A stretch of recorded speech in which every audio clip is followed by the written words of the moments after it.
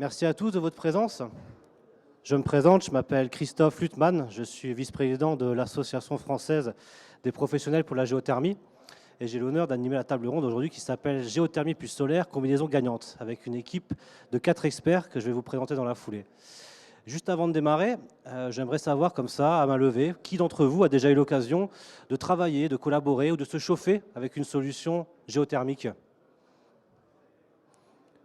Ok. Même question pour le solaire. Et maintenant, qui a eu l'occasion de faire les deux en même temps? Ok. Donc pour certains, ce sera une découverte, pour d'autres, une redécouverte. Et puis pour les meilleurs, ce sera un aguerrissement, on va dire ça. Madame, comment vous chauffez chez vous? C'est pas grave. Monsieur, vous chauffez comment chez vous? Pardon? Au gaz. Pompe à chaleur. Traditionnel, vecteur R? RO. Ok. C'est vrai qu'on trouve encore trop peu de particuliers équipés en géothermie. On en voit de plus en plus, ça se démocratise. Il y a aujourd'hui une mutation de l'activité qu'on a observée. La géothermie est en train de décoller, de trouver sa place au sein du mix énergétique. Pourtant, la géothermie, tout comme le solaire thermique, reste les parents pauvres de la chaleur renouvelable. Et on s'est rendu compte avec évidence qu'en combinant les deux, on arrivait à faire des choses très sexy. Voilà, donc ça va être une partie de l'objet de la présentation. Pour démarrer, je vais laisser nos invités se présenter. Philippe, si tu veux commencer.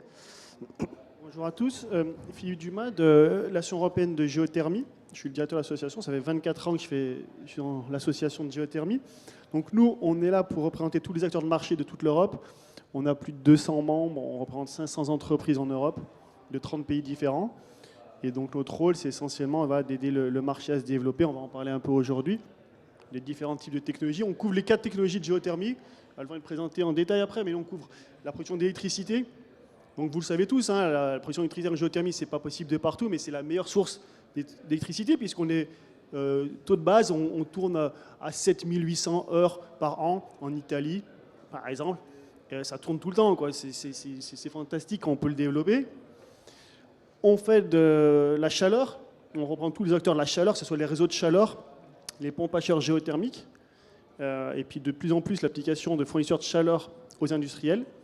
La troisième branche qu'on regroupe aussi, qu'on représente, c'est le stockage de chaleur souterrain. Un grand sujet qu'il va falloir bientôt aussi aborder sûrement dans ce panel, tout le stockage de chaleur souterrain. Aujourd'hui, essentiellement à basse température, mais avec les nouveaux projets de plus en plus à haute température en stockage souterrain.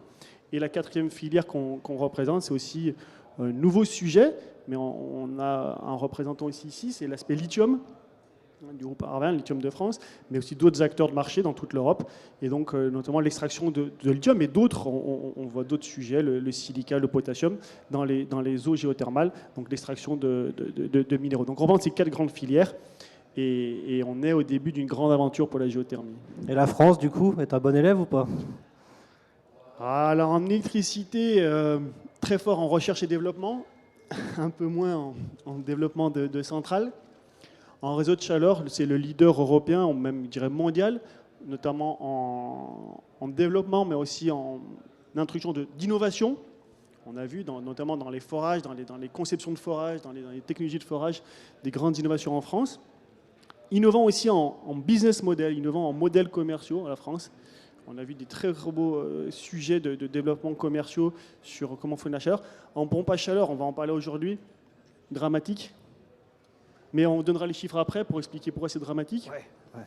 Parce qu'une telle technologie, qui est sûrement une des meilleures technologies, qui est si peu développée, c'est ça qui est dramatique, c'est qu'on pourrait fournir tellement, donner tellement aux industriels, aux populations, et si peu est fait, il faudrait quand même un moment y réfléchir pourquoi.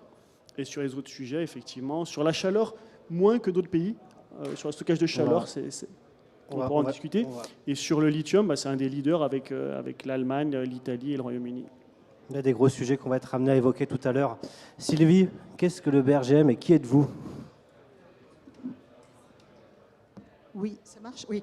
Bonjour à tous. Alors, Sylvie Gentier. Donc, j'étais directrice du programme scientifique Transition énergétique espace souterrain jusqu'à la fin de l'année dernière. Et là, je vais dire, bon, je commence mes grandes vacances. Tout ça pour dire que ça fait quand même 35 ans que je travaille sur cette problématique transition énergétique et le sous-sol d'une manière générale. Et évidemment, avec l'aspect géothermie, j'ai fait 35 ans de géothermie profonde. Hein. Et bon, derrière Philippe et son envolée sur la géothermie, je peux guère en rajouter, mais je suis complètement derrière lui. Et je pense qu'il y a effectivement deux aspects qu'il faut que je vais reprendre. Il y en a un premier qui est effectivement le stockage souterrain, je pense, et sous l'aspect chaleur, qui est vraiment un sujet qui, à mon avis, est un sujet important pour le futur. Et pour entamer la discussion un peu sur la discussion aujourd'hui, alors le couplage, l'hybridation, je ne sais pas comment il faut l'appeler, enfin bon, selon les puristes ou pas, on l'appelle d'une façon ou d'une autre, mais avec d'autres énergies renouvelables, la géothermie et avec les autres énergies renouvelables d'une manière générale, hein, que ce soit biomasse ou autre, mais évidemment aussi le solaire thermique. Et on en reparlera parce que je pense que c'est vraiment un couplage assez intime, je vais dire. Pour la suite, on entend très souvent que le groupe Arverne va vite, parfois trop vite. On entendra M. Tarnot nous dire ce qu'il en pense. Gardons à l'esprit qu'une des premières demandes du grand plan géothermique consiste à augmenter l'offre forage. On en parlera tout à l'heure. Il y a une carence aujourd'hui sur ce projet ou sur cette offre. Et certains industriels ont pris le sujet à bras-le-corps. Expliquez-nous, Guillaume. Oui, alors j'observe effectivement que c'est marqué Guillaume Tarnot, gérant associé d'Arverne Group. Alors ça doit être aussi pour ça qu'on va très vite, mais je ne suis pas du tout gérant associé d'Arverne Group, même si j'ai la chance d'avoir été l'un des associés fondateurs du groupe qui a maintenant à peu près 5 ans. Cette société Arverne Group est une société cotée qui a rejoint le marché Euronext, segment des professionnels, en septembre dernier. Donc c'est la raison pour laquelle je ne suis pas gérant associé. Et c'est aussi une société à mission, avec une raison d'être qui se veut avoir l'objectif de valoriser les ressources du sous-sol dans le cadre de la transition énergétique, dans un montage vertueux au profit des territoires. Voilà, dans ce cadre-là, je m'occupe de la direction développement de ce groupe, qui est un pure player géothermie. Alors on ne fait pas tout, mais on fait suffisamment pour être capable de tout assembler dans le cadre des géothermies verticales. Je crois qu'on représentera après les différentes géothermies, parce que faut simplifier un peu le sujet. Hein. Il y a plein de choses, et peut-être ce qui ne sert pas la géothermie, c'est que ça peut être un peu le bazar dans la tête de tout un chacun. Mais cette société donc, s'est construite, ce jeune groupe industriel s'est construit autour de 2 pôles.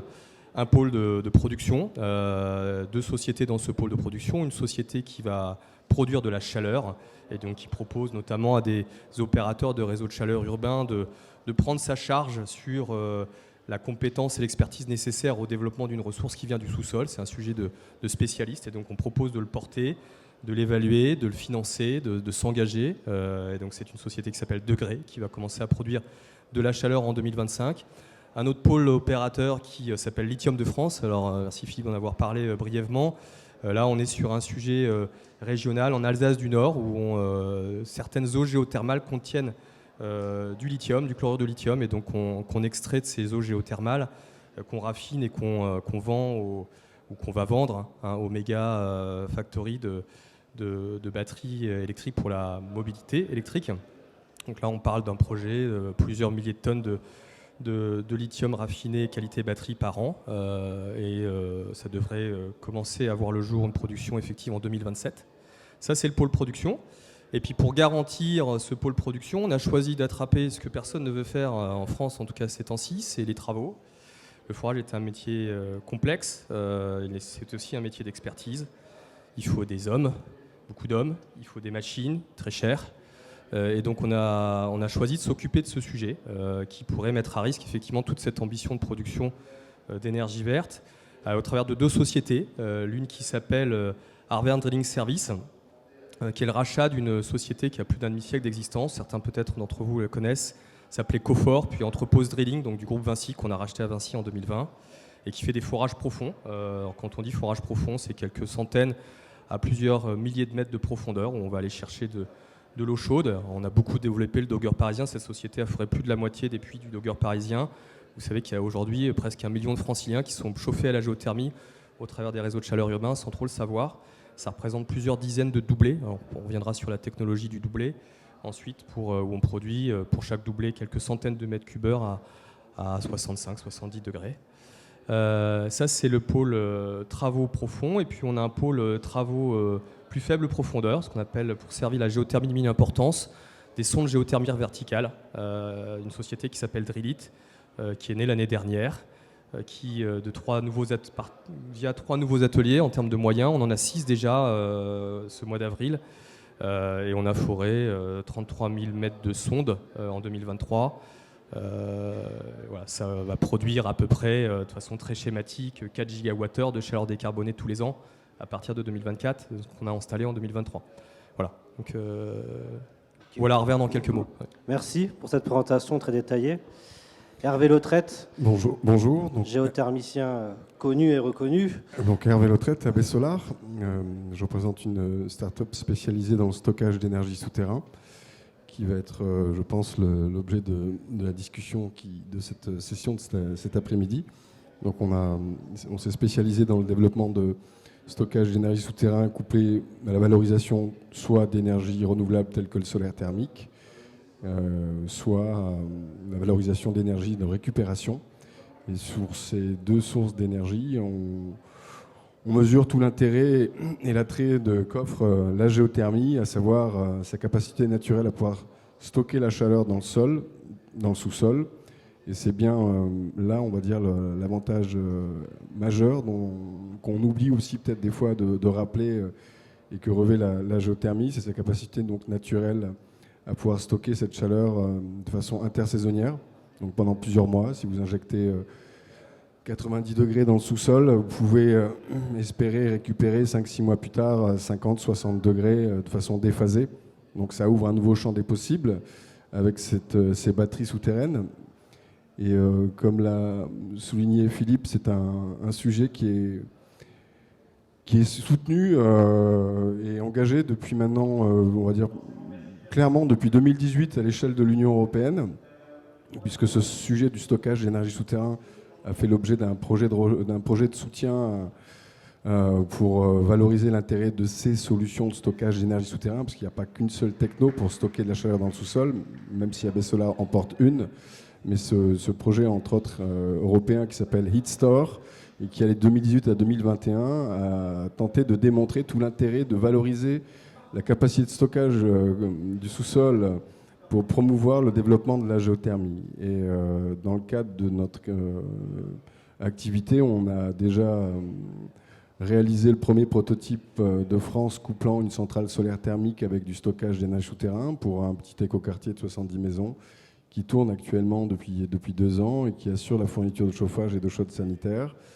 Donc c'était une occasion pour nous inespérée de démontrer déjà de façon factuelle l'intérêt de cette capacité naturelle de stockage qu'offre la géothermie, en prouvant on va dire la performance énergétique de ce type de couplage, solaire thermique et géothermie. Et au-delà de ça, aujourd'hui, on a plusieurs sujets plusieurs projets engagés sur aussi, et entre autres, de la récupération d'énergie de la chaleur fatale, qui est un énorme enjeu quand on voit aujourd'hui ce qu'on rejette dans l'atmosphère. On parle de plus de 100 TWh de chaleur fatale qui pourrait déjà largement contribuer à venir décarboner notre énergie. Est-ce que c'est un projet qu'on peut réitérer facilement ? Selon les technos que tu peux employer pour stocker la chaleur, on va dire qu'il y a 4 grandes familles de solutions de stockage. Hein.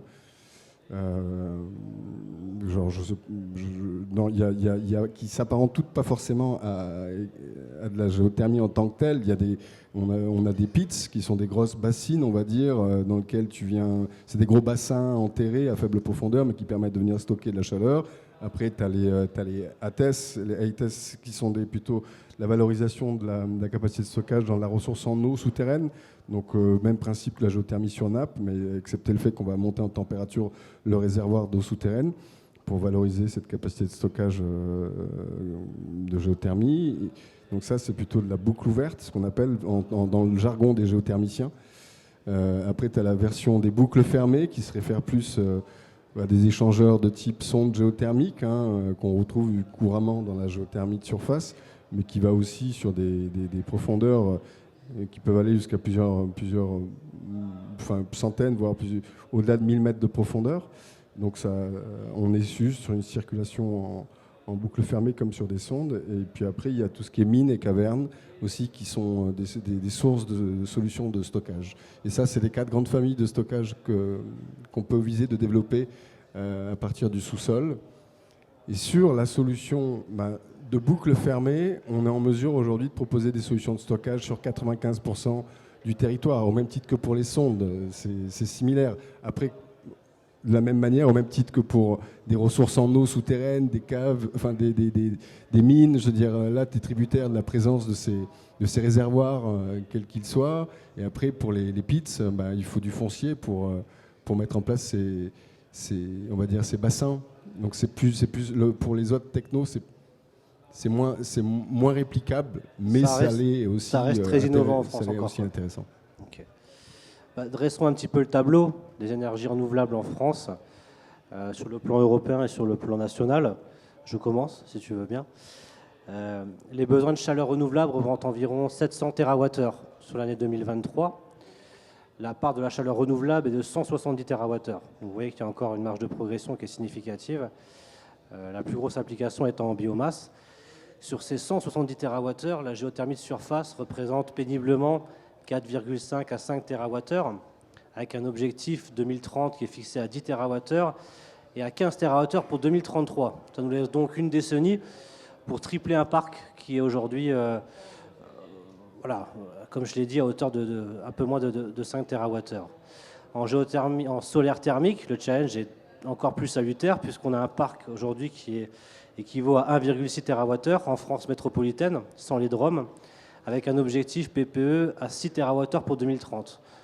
Donc on voit qu'il y a des objectifs de progression qui sont significatifs. La France, je pense, se fixe des objectifs à la hauteur de ses ambitions. Et sur le plan européen, qu'en est-il ?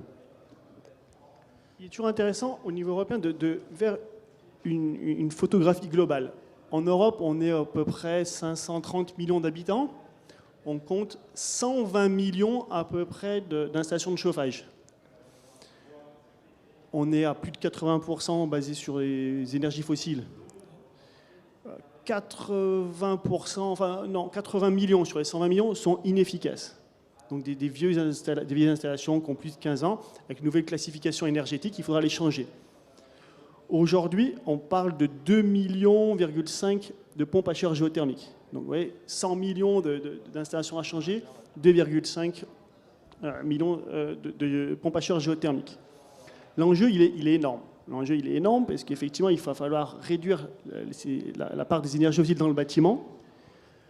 On a entendu beaucoup ce matin dans les conférences l'électrification. Quelques chiffres sur l'électrification aujourd'hui. Sur les 10 dernières années en Europe, elle stagne. La consommation électrique en Europe sur les 10 dernières années, 2012-2022, stagne. À peu près à 220. On parle, nous, au niveau européen, dans les modelings, en mégatonnes l'équivalent, pas en kilowattheure, mais c'est à peu près ça. Donc, 220 MTOI, la consommation électrique.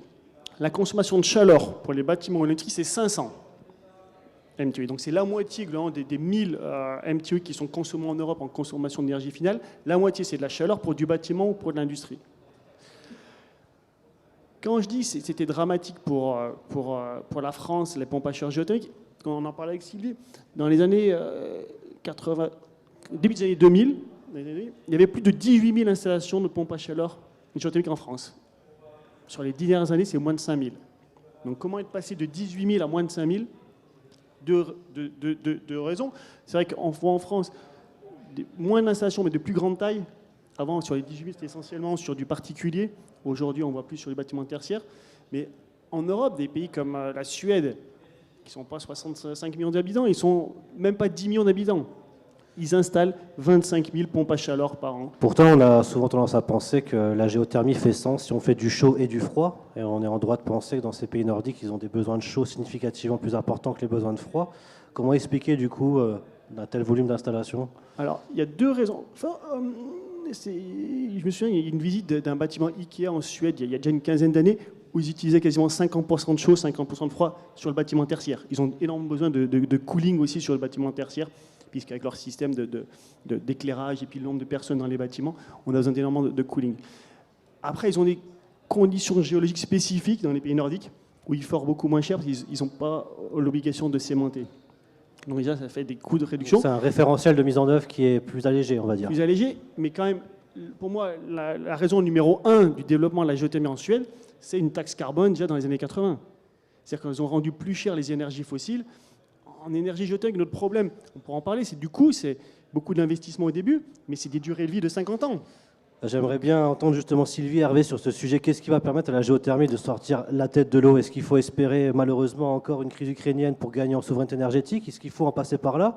Ou est-ce que c'est grâce à la mutualisation, aux boucles d'eau tempérée, au stockage, au rafraîchissement qu'on va réussir à développer la géothermie? Quel est votre point de vue? Sylvie, commencez. Je dirais oui, malheureusement, la crise ukrainienne a ouvert quand même un peu les yeux sur... a commencé, je vais dire, à ouvrir les yeux, au niveau français, je parle, notamment sur la production de chaleur pour les bâtiments et les réseaux de chaleur urbains, surtout.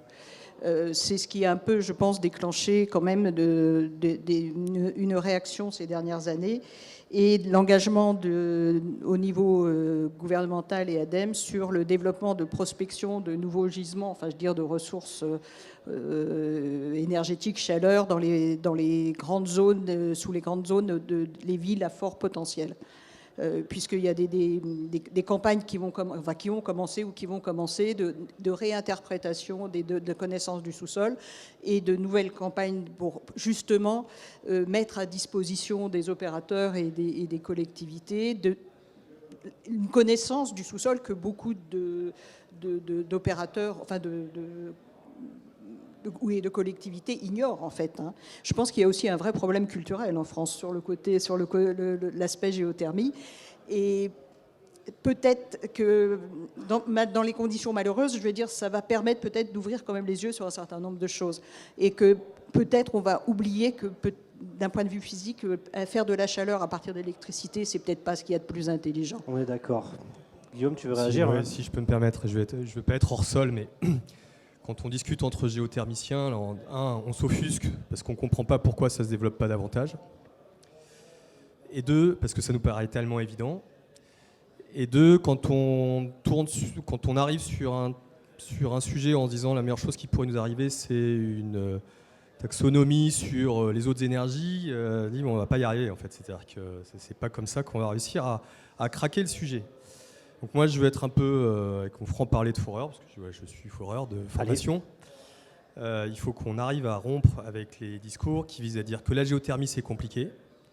Parce que vous avez déjà vu, quand je m'entends, on a plein d'acronymes, il y a plein de géothermies différentes. Et donc, soit les gens sont déjà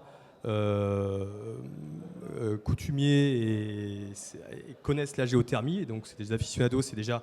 Si vous êtes dans la salle, je ne suis pas sûr qu'on vous apprenne grand-chose en 45 minutes. Par contre, ceux qui n'y connaissent rien, je pense que ça vaut le coup peut-être qu'on clarifie quelques idées. Donc, la géothermie, c'est simple. Il y a plein de géothermies. Il y a plein de géothermies assez spécialisées, assez sophistiquées, et qui ont du sens dans certains contextes et qui vaut le coup d'être regardées. Mais il y a aussi des classes de géothermie très simples, très matures. C'est des choses qu'on fait depuis des dizaines d'années.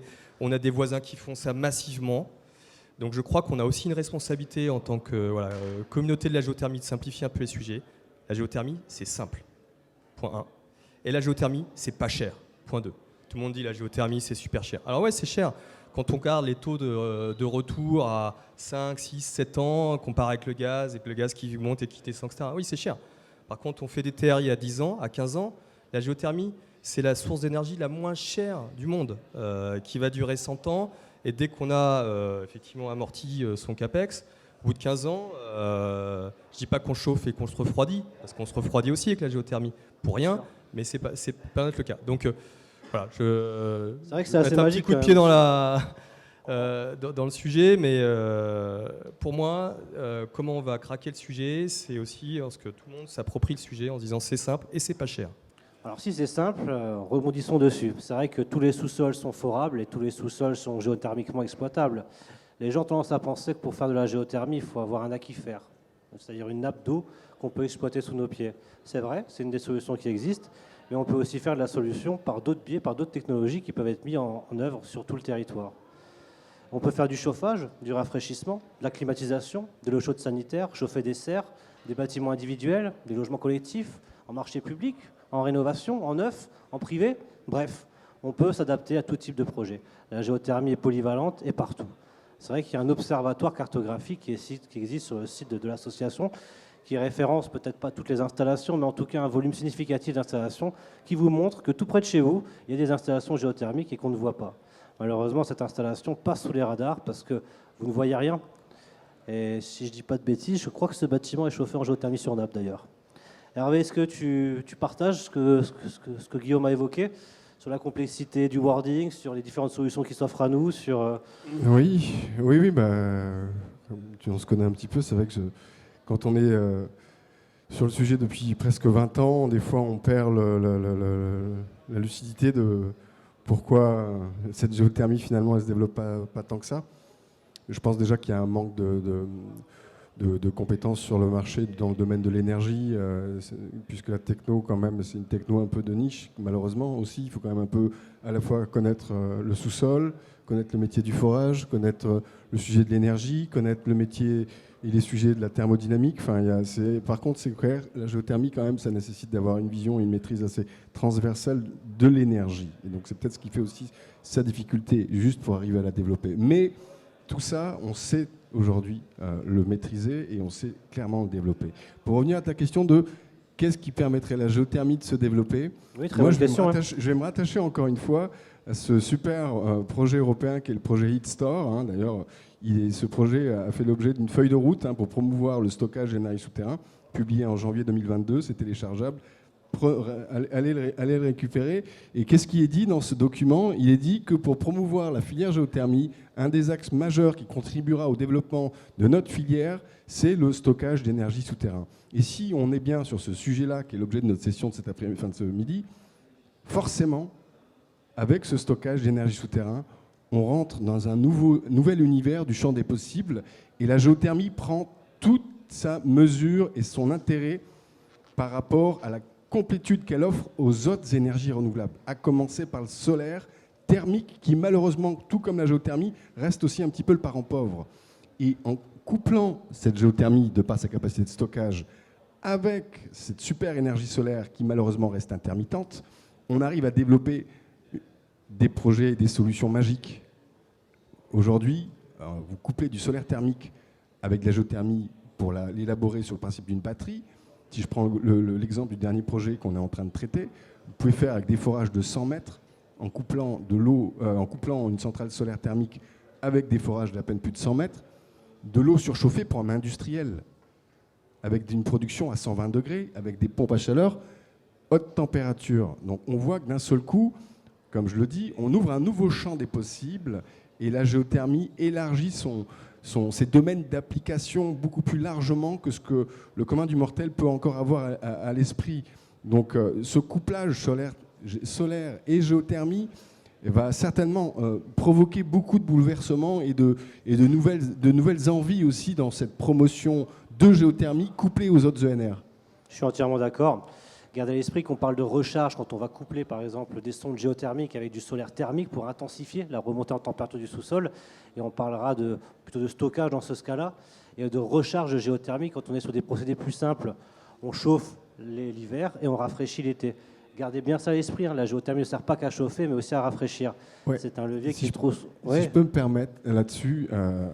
Parce que bon, aujourd'hui, tout le monde fait un focus sur la chaleur renouvelable. Okay, froid renouvelable aussi, oui.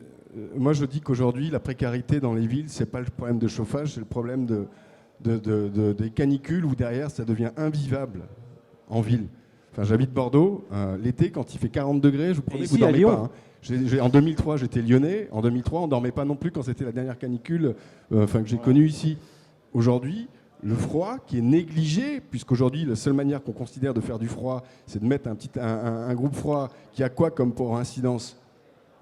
Quand vous voulez du froid chez vous, derrière, il rejette du chaud dans l'atmosphère. Donc en plus de tout ça, il accélère le phénomène de réchauffement climatique. Donc ce sujet aussi sensible, comment est-il possible qu'on n'ait pas mis le doigt dessus pour dire que, oh là, stop, attention, on est dans un réchauffement climatique. Le froid, on va être tributaire de devoir s'équiper de plus en plus d'équipements pour avoir un minimum de confort chez soi. La géothermie a cet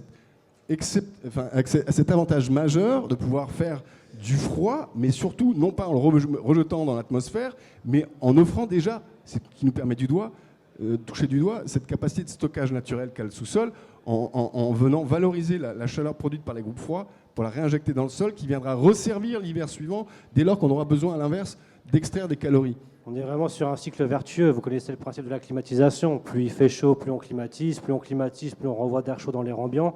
Et on favorise cette montée en température des zones urbaines qui développent ces fameux îlots de chaleur urbains. Canicule, hypercanicule, nuit tropicale, tous ces nouveaux termes qu'on ne voyait pas il y a quelques années, qui viennent envahir les informations tous les étés parce que les étés sont de plus en plus insupportables. La climatisation est une des réponses aux besoins de rafraîchissement. La géothermie, en revanche, est une réponse évidente qui vient préserver l'écosystème tout en donnant la satisfaction à son utilisateur. Justement, Philippe, il y a des travaux qui ont été entrepris sur le cooling. Raconte-nous un petit peu sur le plan européen. C'est intéressant de parler d'un sujet et de l'illustrer avec des études de cas. 3 études de cas, je n'ai pas la date exacte, mais août 2022, Valence, en Espagne, le réseau électrique, il collapse. Trop de chaleur, trop de demandes de refroidissement actif avec des pompes à chaleur. Le réseau, il a collapsé.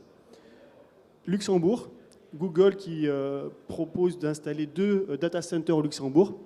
Luxembourg refuse parce qu'ils n'ont pas les infrastructures électriques pour pouvoir ensuite refroidir ces data centers. 3e étude de cas, je me souviens, le ministre croate de l'énergie qui nous dit le problème, en été, il y a beaucoup de touristes. Dans les hôtels, ils demandent beaucoup de climatisation, beaucoup de froid parce qu'il fait très chaud en Croatie l'été. On va être obligé de limiter la climatisation dans les hôtels parce qu'on n'a pas le réseau électrique pour pouvoir refroidir ensuite, fournir l'électricité pour refroidir ces études de cas. Et le 4e, peut-être le plus intéressant pour nous, c'est Euronext. Je ne sais pas ce que c'est Euronext, c'est l'association de marché boursier européen qui avait tous ces data centers au Royaume-Uni. Et avec le Brexit, ils les ont tous rapatriés en Europe. Ils les ont mis à Bergame, à côté de Milan, en Italie. Et ils sont tous refroidis avec la géothermie. Parce qu'en fait, la géothermie, on peut faire effectivement sur du bâtiment, mais sur du data center, si on a une nappe phréatique, une nappe de géothermie, on peut à la fois fournir du froid et récupérer aussi toute la chaleur perdue des data centers pour la stocker et maintenant la fournir sur un réseau de chaleur. Donc on a vraiment une technologie très très intéressante qui peut consommer